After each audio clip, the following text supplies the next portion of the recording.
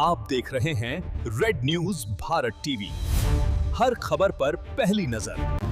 नमस्कार, मैं पूनम श्रीवास्तव, आप देख रहे हैं रेड न्यूज भारत टीवी। डालते हैं नजर आज की खास खबर पर। गोंडा पूर्व सांसद बृजभूषण शरण सिंह की जन्मदिन के अवसर पर राष्ट्र कथा महोत्सव का हो रहा है आयोजन। अयोध्या के नदी उस पार नवाबगंज क्षेत्र स्थित नंदिनी डिग्री कॉलेज में पूर्व सांसद बृजभूषण शरण सिंह के जन्मदिन के अवसर पर सद्गुरु रितेश्वर महाराज के मुखार बिंदु से कथा का अमृत वर्षा हो रही है। ये राष्ट्र कथा महोत्सव 1 जनवरी से शुभारंभ हुई है और ये कथा 8 जनवरी को संपन्न होंगी। उसी दिन पूर्व सांसद बृजभूषण शरण सिंह का जन्मदिन भी है। ये कथा उन्हीं के जन्मदिन के अवसर पर हो रही है। इस कथा को सुनने वालों का तांता लगा है और भारत के कई राज्यों के लोग इस कथा का रसपान ले रहे हैं, जिसमें राजनीतिक व सामाजिक व साधु संत व स्थानीय निवासी और छात्र छात्राएं सम्मिलित हैं और पूरा नंदिनी डिग्री कॉलेज का प्रांगण खचोखच भरा रहता है।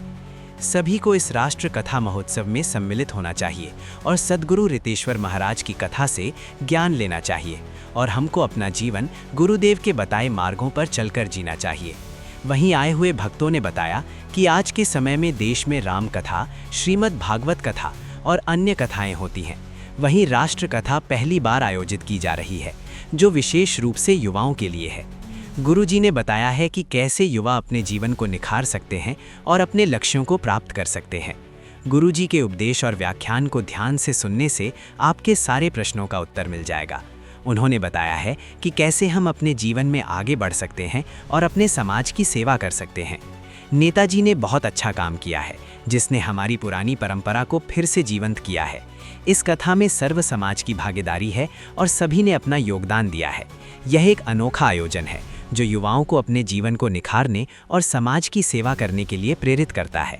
हम आशा करते हैं कि नेताजी इसी तरह निखरते रहें और आगे बढ़ते रहें और उनके नेतृत्व में हमारा देश और समाज तरक्की की नई ऊंचाइयों को छुए।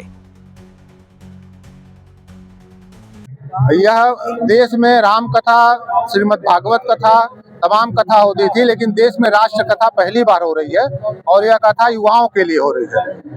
युवा लोग कैसे अपने को निखारें और गुरुजी ने बताया है और गुरुजी के जितने भी उन्होंने उपदेश या अपना व्याख्यान जो भी कह लीजिए, जो कथा कही है, उनकी कथा को अगर आप ध्यान से सुन लेंगे तो आपके सारे प्रश्नों का उत्तर आपके अंदर मिल जाएगा। सर, नेताजी ने इतनी अच्छी नेताजी ने एक काम और बहुत अच्छा कर दिया कि हमारी जो पुरानी परंपरा थी, सांस्कृतिक परंपरा थी, हर गरीब आदमी भी कथा में कुछ न कुछ देता था।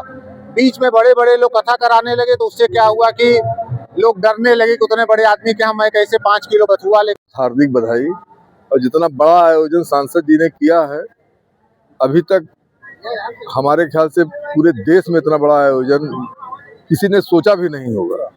करने की तो बहुत बड़ी बात, और इसका बहुत अच्छा मैसेज पूरे समाज पे जाएगा। और जो महाराज जी ने गुरुकुल में भाषण दिया, भी बहुत अच्छा भाषण दिया। हमारे पास सारी पद्धतियाँ थी, हम उसको भूल चुके हैं। पुनः जैसे वो देश में वापस लौटे, गुरुओं के ही माध्यम से वापस लौटेंगी। हम लोग खो चुके हैं, वापस लौटेंगे देश अपने आप। सर्वप्रथम हम नेताजी को जन्मदिन की बहुत बहुत बधाई देते हैं, शुभकामनाएं। ईश्वर कृपा उन पर बनी रहे। और इस तरह से आप लोगों ने देखा कि पूरा जन सैलाब उमड़ा हुआ है। इतनी भारी कथा, इतनी विशाल कथा में पूरे प्रदेश से लोग कोने कोने से आए हुए हैं।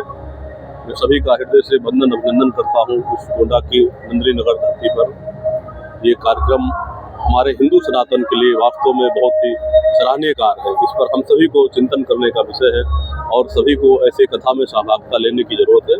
बहुत बहुत धन्यवाद। नेताजी ने क्योंकि राष्ट्र जी, इसके लिए हम नेताजी को हृदय से धन्यवाद देते हैं, वंदन अभिनंदन करते हैं, जिन्होंने नेताजी के क्या देखिए, नेताजी हर साल अपना जन्मदिन मनाते हैं। हम लोग तो उनके रिलेटिव हैं, तो लगभग आते ही जाते रहते हैं। हमारे रिलेटिव भी हैं। और दूसरी चीज़ है, ये राष्ट्र कथा है, तो राष्ट्र कथा का मतलब है सारे लोग आवें और कथा का रसपान करें। और इससे मेन नेताजी का ये कहना, जो युवा हैं हमारे इधर उधर जा रहे हैं, वो इस कथा के माध्यम से अपने जो युवा समय में जो चीज़ें होती है, जो देश के विकास के लिए, अपने लोगों के लिए आगे जा सकती हैं, तो उसी के लिए जो है ये प्रोग्राम रखा गया। सद्गुरु महाराज जी तो ये राष्ट्र कथा हो रही है, ये देश के भविष्य निर्माण की कथा है। और जो छात्रों को और जो नौजवानों को जो संदेश सदगुरु महाराज जी ने दिया है, और जैसा कि अभी पूर्व प्रमुख जी कह रहे थे, गुरुकुल की जो परंपरा थी हमारे यहाँ, उसको पुनर्जीवित करने की आवश्यकता है। गुरुजी ने कॉन्वेंट और जो स्कूल हैं उनके बारे में प्रकाश डाला है। तो एक बच्चों में एक जागरूकता का जो ये काम हो रहा है, ये बहुत ही